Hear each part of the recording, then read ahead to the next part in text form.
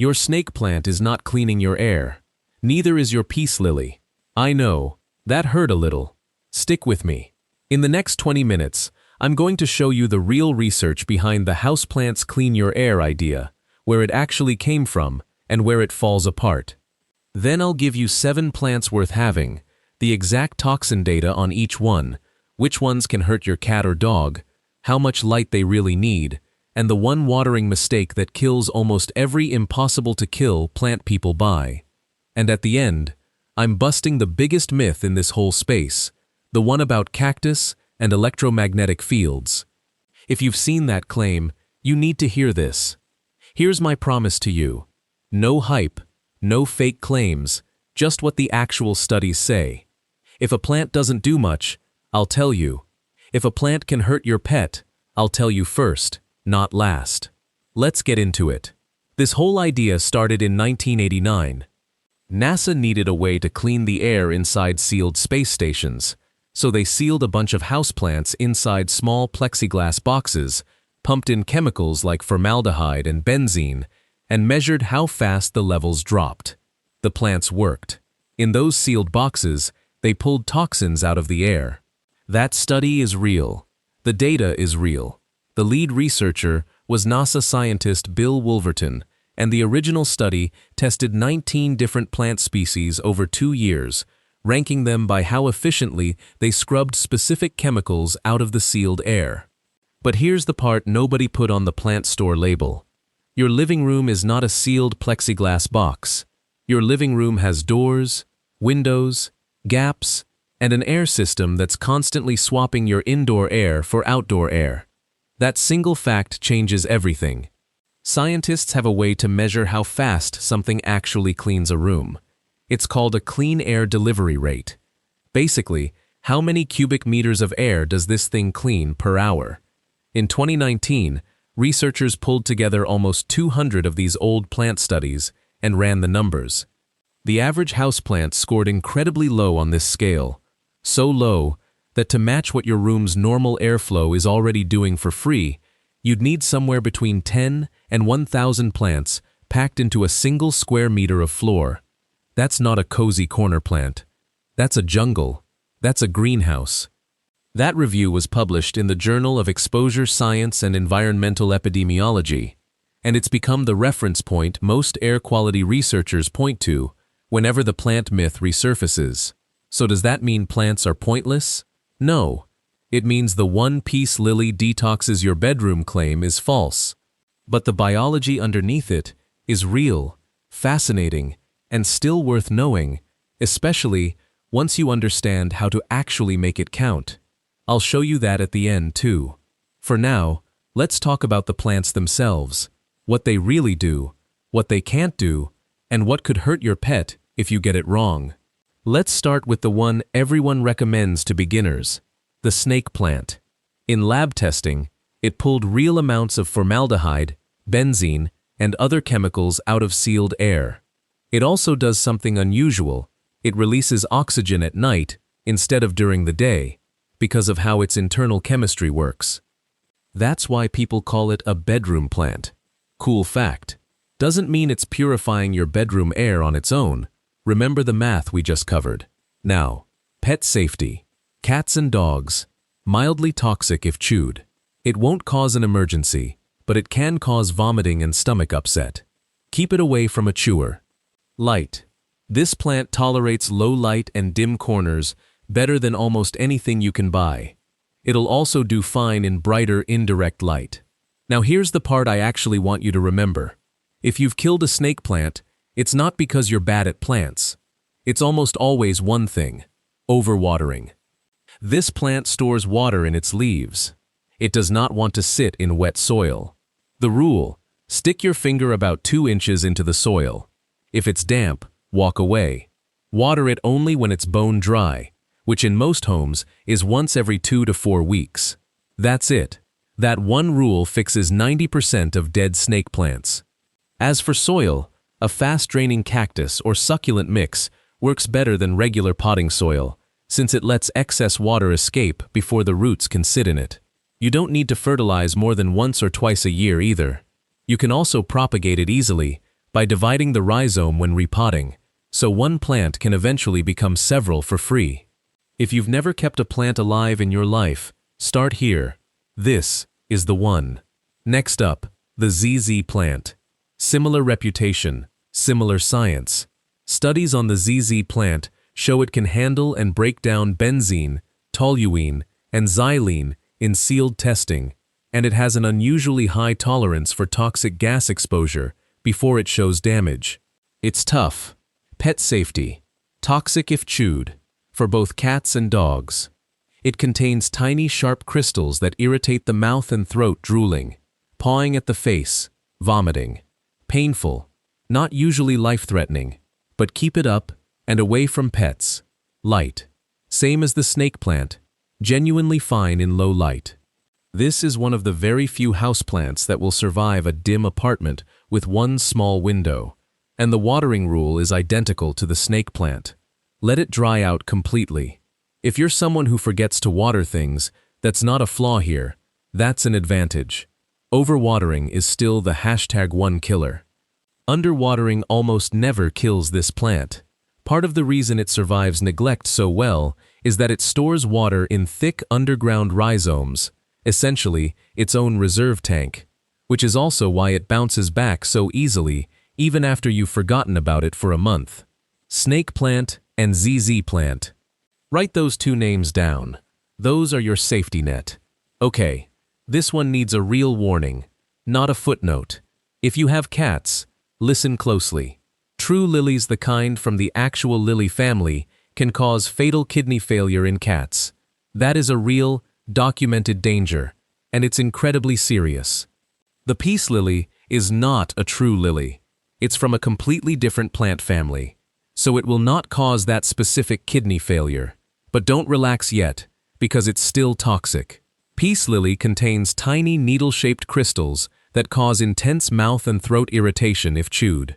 Drooling, pawing at the mouth, vomiting, difficulty swallowing.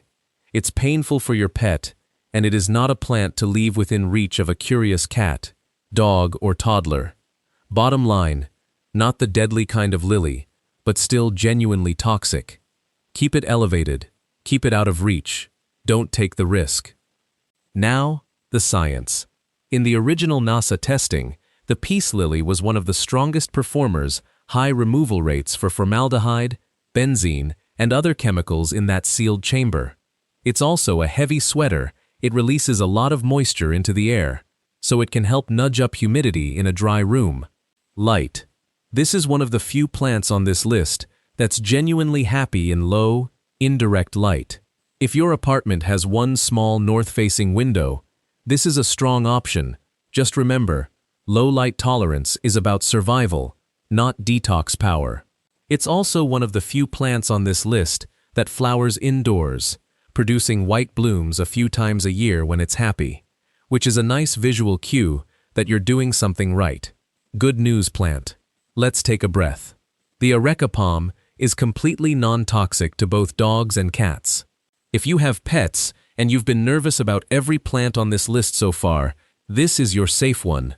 In sealed testing, it showed real removal of formaldehyde and other common household chemicals.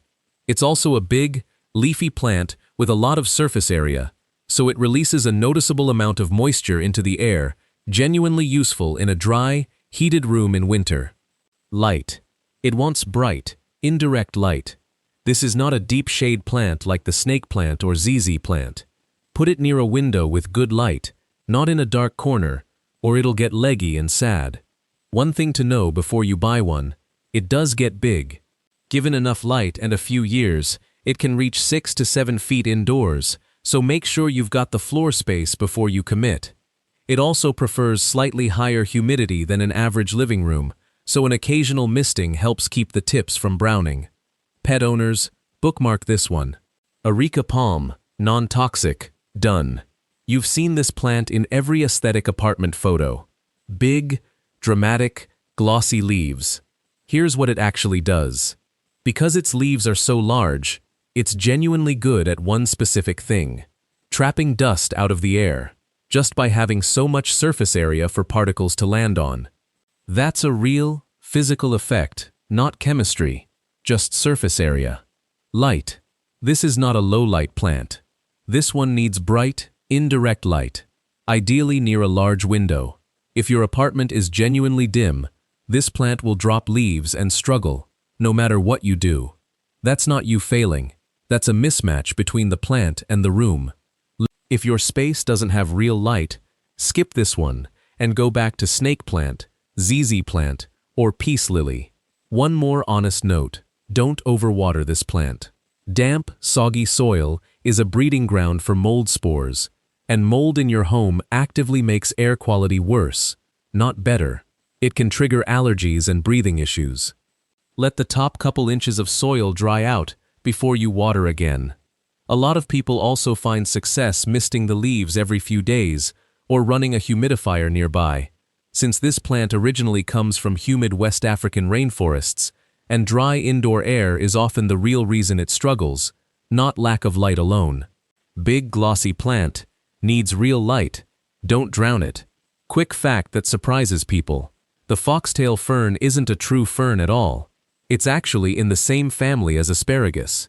It grows from seeds, not spores, like real ferns do. Now the important part. This plant produces small red berries, and both the berries and the sap are toxic to humans and pets. Ingesting the berries causes stomach upset. The sap can cause skin irritation and even blistering if you handle it without gloves, especially when repotting. Light, bright, indirect light, with some tolerance for gentle, direct morning sun. And I want to be straight with you here.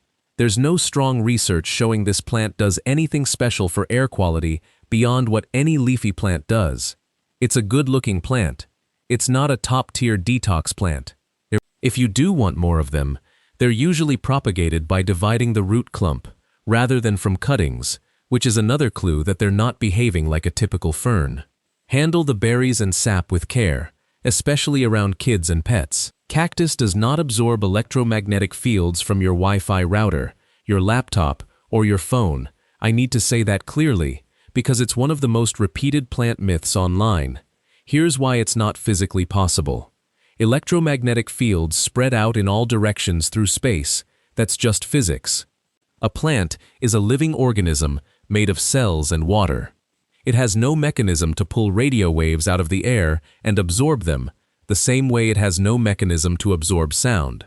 If putting a cactus next to your router made you feel calmer or more grounded, that's a real feeling. It's just not coming from physics. It's coming from having a living thing on your desk, which is a real, documented psychological effect, just not an electromagnetic one.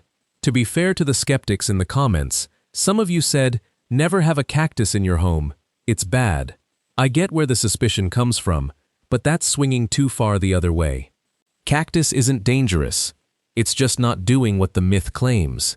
As for where this myth even came from, it seems to trace back to early 2000s forwarded emails and forum posts about radiation exposure, long before smartphones existed, and it's just kept getting recycled onto new platforms ever since.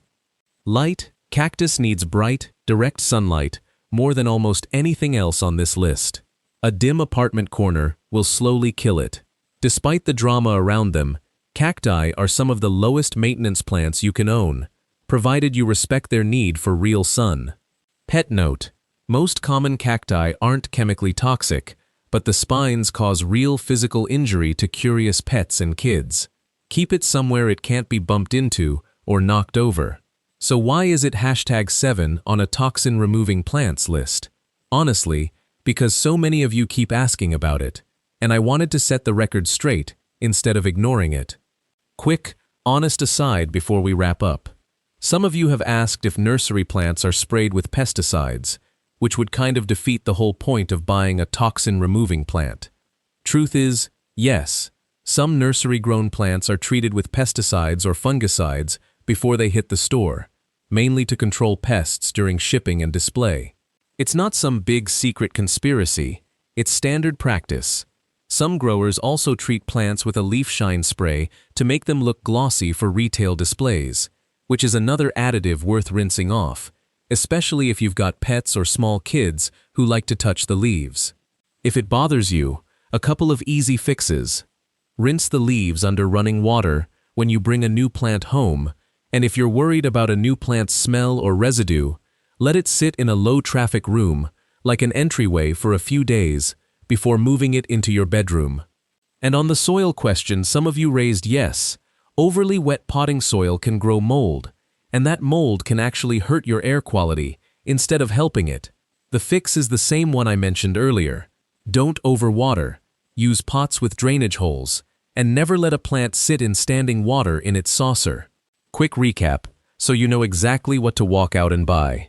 If you've never kept a plant alive, snake plant or ZZ plant, both tolerate low light, both only need water every few weeks, both are nearly impossible to kill by neglect.